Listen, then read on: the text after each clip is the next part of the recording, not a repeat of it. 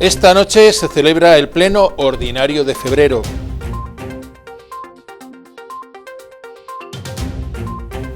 El área sanitaria norte de Córdoba explica su estrategia de vacunación. Hablamos con el doctor Ángel González Amieva, internista del área sanitaria norte.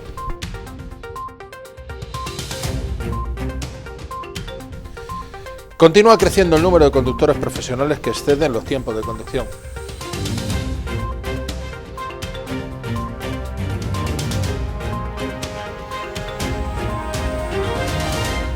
Señoras, señores, saludos, bienvenidos a Informativos 54 y es martes 23 de febrero. Último martes del mes de febrero, a pesar de que venimos hace unos días de tener un pleno. Les recordamos que el de aprobación de presupuestos para el año 2021, fue un pleno extraordinario. Esta noche tendrá lugar la celebración de esa sesión ordinaria correspondiente al mes de febrero, con el siguiente orden del día. Aprobación en su caso de borradores de actas de las sesiones de 27 de octubre, de 24 de noviembre, la extraordinaria de 25 de noviembre, la extraordinaria de 15 de diciembre y la extraordinaria de 26 de enero. Dación de cuentas de resoluciones de alcaldía en el periodo comprendido entre los días 18 de enero a 14 de febrero de 2021. Aprobación en su caso de determinada solicitud interesando préstamo con cargo a la Caja de Crédito Local. Aprobación en su caso de cesión de contrato de arrendamiento del lote número 9 del tercio de Villarta de la dehesa Boyal. Aprobación en su caso de adhesión a la Red Local de Acción en Salud de Andalucía, RELAS, mociones de urgencia en su caso y ruegos y preguntas. En su caso, como siempre, podrán seguirlo ustedes en directo en nuestro canal de TDT y en nuestra página de Facebook.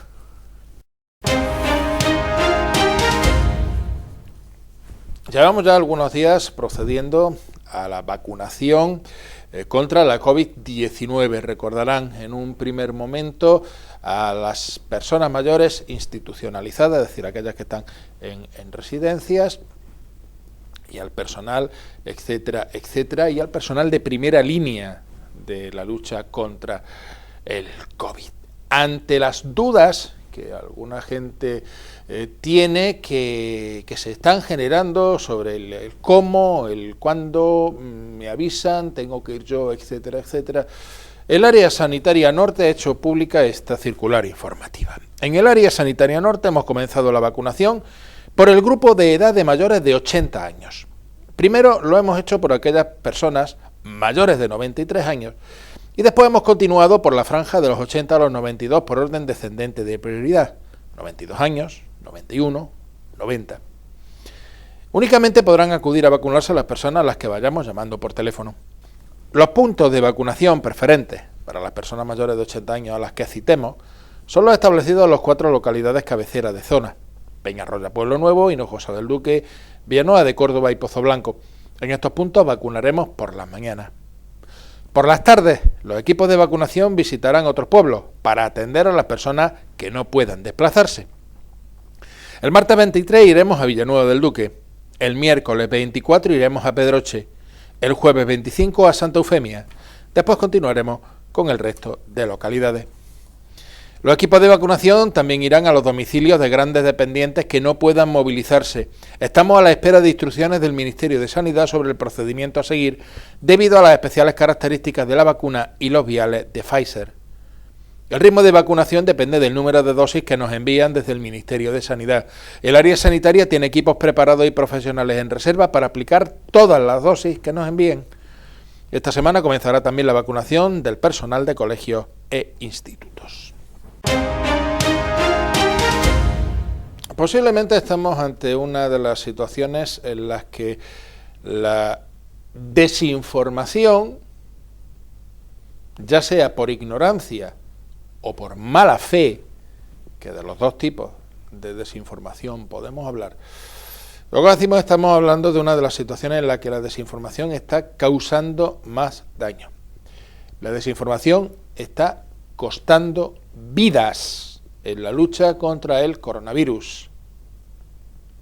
La desinformación está costando vidas en la lucha contra el coronavirus. Y todas las veces que se diga, que se repita, serán pocas. infórmense bien, infórmense en los canales en los que deben informarse. Lo hemos dicho en más de una ocasión, todo el mundo tiene derecho a dar su opinión, pero hablando de fútbol, es muy posible que la opinión de Vicente del Bosque, por poner un ejemplo, esté más fundamentada que la mía. Muy posiblemente si yo les doy consejos para mantener la línea y un buen tipito, casi seguro que mejor que se los dé un nutricionista. Precisamente hemos querido hablar con una de esas personas que saben. También hemos dicho muchas veces que lo importante es no saber, sino tener el teléfono de quien sabe. El doctor Ángel González Amieva, internista del área sanitaria norte.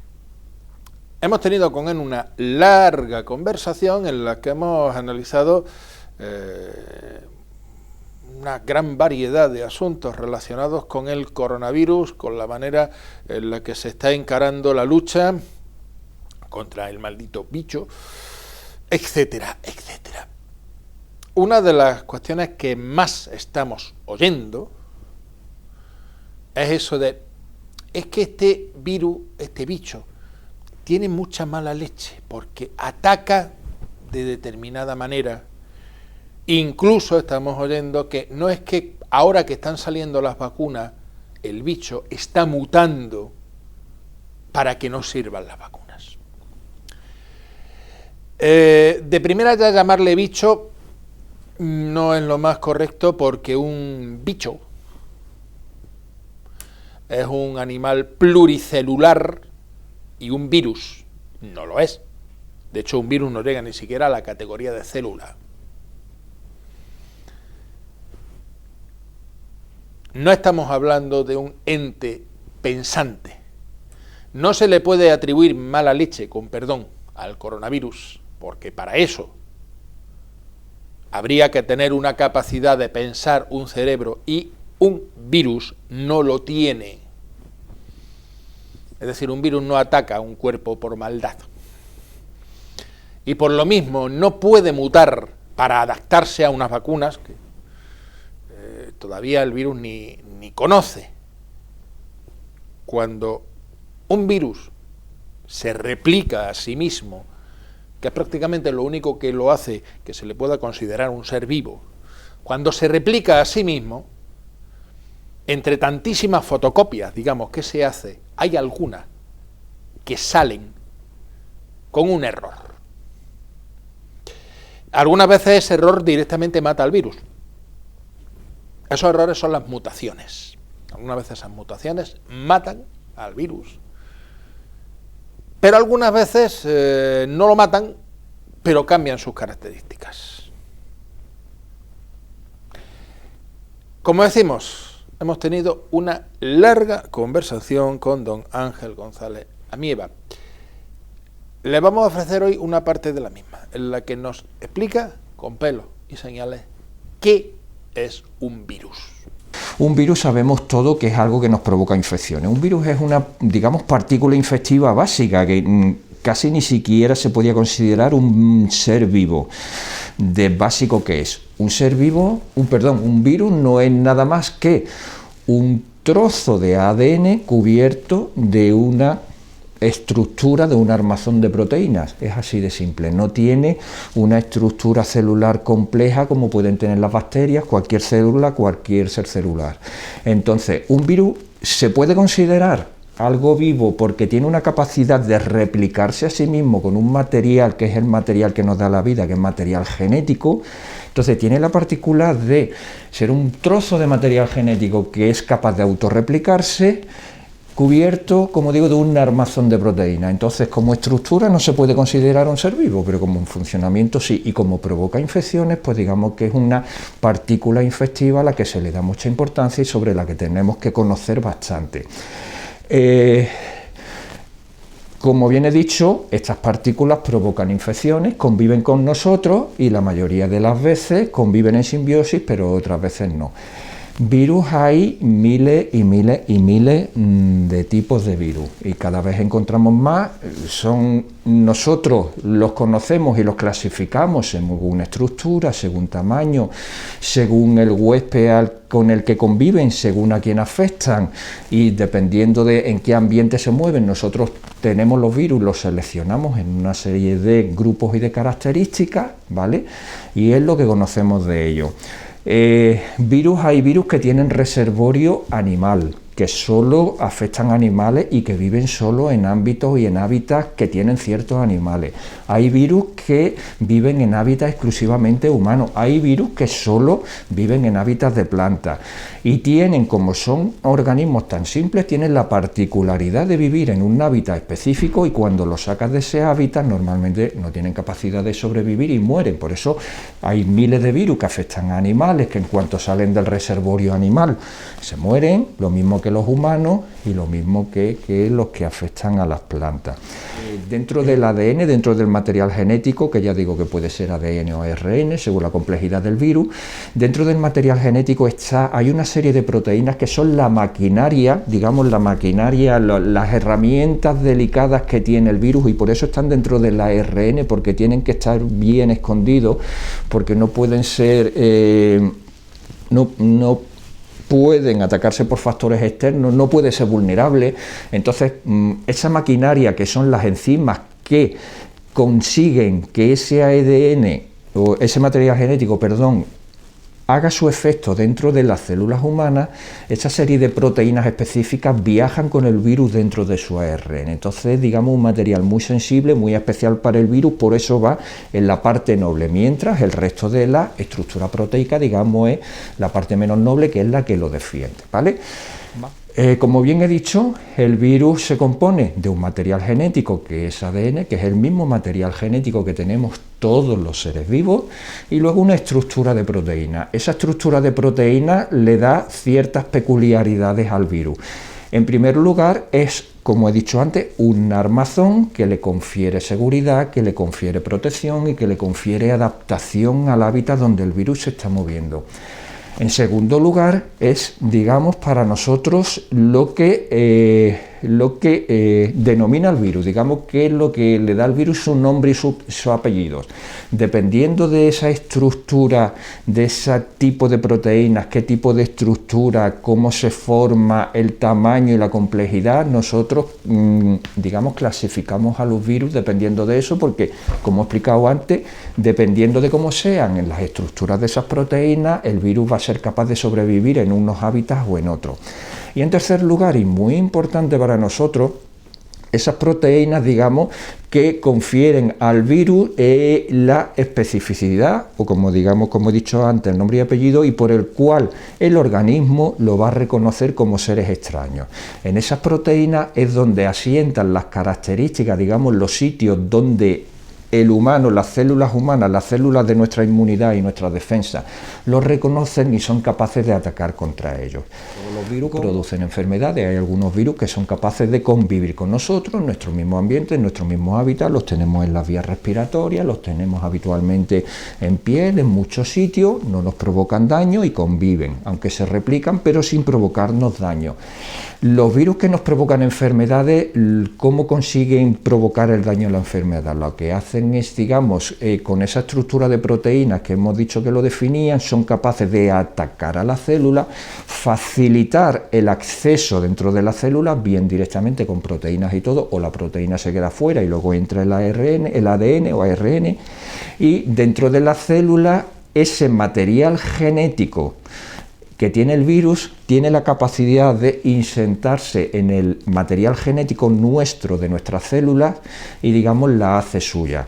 Convierte el material genético nuestro en su material genético, con lo cual es capaz de replicarse miles y miles y miles y millones de veces hasta que termina rompiendo la célula y generando millones de virus que aprovechan y se van a otras células y van provocando el daño. Otra particularidad del virus que tienen las proteínas es que los virus provocan mutaciones con el tiempo. Esto no es algo extraño, esto es algo muy normal, lo hacen todos los virus y lo hacen de forma constante porque es inherente a la capacidad del virus. Normalmente, como hemos dicho, el material genético se duplica, va creando duplicaciones o multiplicaciones de forma exponencial muy constante, y por la ley de probabilidad y por teoría de probabilidades, en algunas mutaciones los resultados no son los esperados. Cuando el resultado que no es el esperado porque salta algo de 1000 replicaciones, sale una de 999 que no es la suya, esa puede ser deletérea para el virus se muere porque debido a esa mutación el virus no consigue adaptarse al hábitat, pero se puede conseguir el efecto contrario, que esa mutación provoque un cambio en la estructura proteica o en la capacidad del virus, bien de replicación o bien de adaptación de cualquier tipo, que hace que ese virus sea más fuerte y ese virus consiga, digamos, tener un efecto mayor del que inicialmente tenía. Esto no es ni más ni menos que la teoría de la selección natural de Darwin, donde la mejora de la especie supone que los cambios en el ADN han ido provocando mejor adaptación al medio y los seres, digamos, más fuertes son los que han sobrevivido. Esto es más o menos lo que pasa, pero, digamos, transmitido a pequeña escala de virus, con lo cual tenemos que es muy frecuente que los virus tienen mutaciones. De hecho, tenemos el efecto de la gripe, que sabemos que la gripe muta todos los años.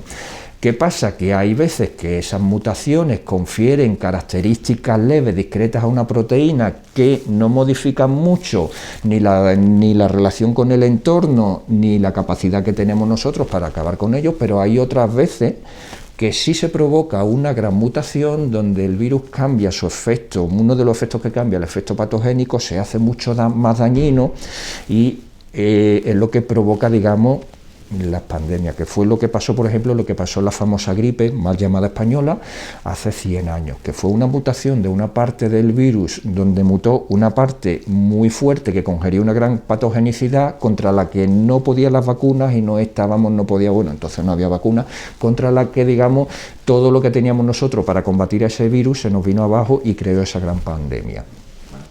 Siguiendo un poco más adelante, en general, ¿cómo combatimos nosotros al virus? El virus nosotros es muy difícil de combatir. Para los virus no existen antibióticos. Lo mismo que las bacterias son seres muy complejos, donde hay una serie de vías metabólicas donde tú puedes incidir con tratamiento, al virus no lo puedes tratar de ninguna manera. El virus es muy simple. El virus, si tú le rompes la proteína, se queda el ADN y se replica igual, y no hay manera de que, digamos, ese ADN deje de funcionar. Ni ningún antibiótico ni ningún, digamos, medicamento específico es capaz de curar eso. Sí es verdad que hay medicaciones antivíricas, que las medicaciones antivíricas, la diana que tiene suelen ser las proteínas que hemos comentado, que son las proteínas nobles que lleva el virus guardado en su material genético, ahí bien escondidito, que es la que hace que ese material genético, digamos, sea capaz de difundirse. Esas proteínas, las medicaciones antivirales van dirigidas a esas proteínas. Entonces, otra idea que tenemos que tener es que nuestra lucha contra los virus no existe ningún tipo de antibiótico, no existe ningún tipo de tratamiento efectivo, digamos, curativo, salvo muy poquitos como pueden ser los herpes virus y alguno más, o los virus de las hepatitis, entonces el virus del SIDA. Entonces tenemos una serie de virus donde sí tenemos armas, digamos, para atacarlos, pero en la mayoría de ellos no. Recordarán que les hablábamos ayer de esa campaña que había tenido lugar en España de control de camiones y autobuses. Pues bien, le vamos a hablar hoy de la Road Patrol, la Policía de Carreteras Europea. Ha realizado también una campaña de vigilancia, la Operation Trucks and Bus, operación camiones y autobuses. Se ha desarrollado en España por la Dirección de Tráfico entre los días 8 y 14 de febrero. En total, 17.727 vehículos controlados por los agentes de la agrupación de tráfico de la Guardia Civil. De ellos, 5.076 conductores de camiones, 131 de autobuses fueron denunciados por no cumplir algunos de los preceptos de la normativa. Se inmovilizaron 90 camiones por diferentes motivos, atribuidos al conductor o al vehículo, que impedían continuar la circulación por carretera con seguridad. Como viene siendo habitual, las infracciones más numerosas han sido las motivadas por exceso de horas de conducción, que ya suponen más del 13% del total frente al 10% de la campaña anterior. En concreto, los agentes de tráfico han tramitado 2.417 denuncias por infracciones relativas a los tiempos de conducción, 2.388 a camiones y 29 a buses, y 314 por cuestiones relacionadas con el tacógrafo, 300 camiones y 14 autobuses. Cabe recordar que no respetar los tiempos de conducción y descanso aumenta el riesgo de sufrir o provocar accidentes, ya que puede generar fatiga y distracciones, y puede ser catalogada como infracción leve, grave o muy grave, en función del porcentaje de exceso en los tiempos de conducción o en la minoración de los descansos. Crecen también ligeramente tanto el número de denuncias por exceso de velocidad, con 160 conductores que circulaban a velocidades superiores a la permitida, de los que 158 eran conductores de camiones, como la relativa a la documentación del vehículo o el conductor, que suponen 992 conductores, 924 de camiones y 68 de autobuses, que circulaban con irregularidades administrativas. Por el contrario, descienden tanto las denuncias por exceso de peso y mala disposición de la carga, 604, de las cuales 601 fueron a camiones y 3 a buses, como por infracciones relativas al cinturón de seguridad y otros dispositivos de seguridad, 125 usuarios de camiones y 3 de autobús. También ha descendido el número de conductores de camiones que dieron positivo en drogas, 15 en 2021 frente a los 17 de 2020, y alcohol, 9 frente a 11. Mientras que ninguno de los conductores de autobús a los que se les realizó la prueba dio positivo en dichas sustancias. Antes de despedirnos, repasamos los titulares de la jornada. Esta noche se celebra el Pleno Ordinario de febrero.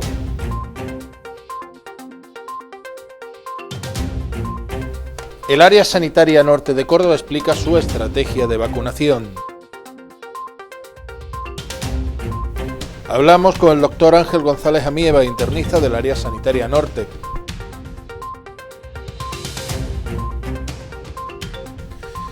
Continúa creciendo el número de conductores profesionales que exceden los tiempos de conducción.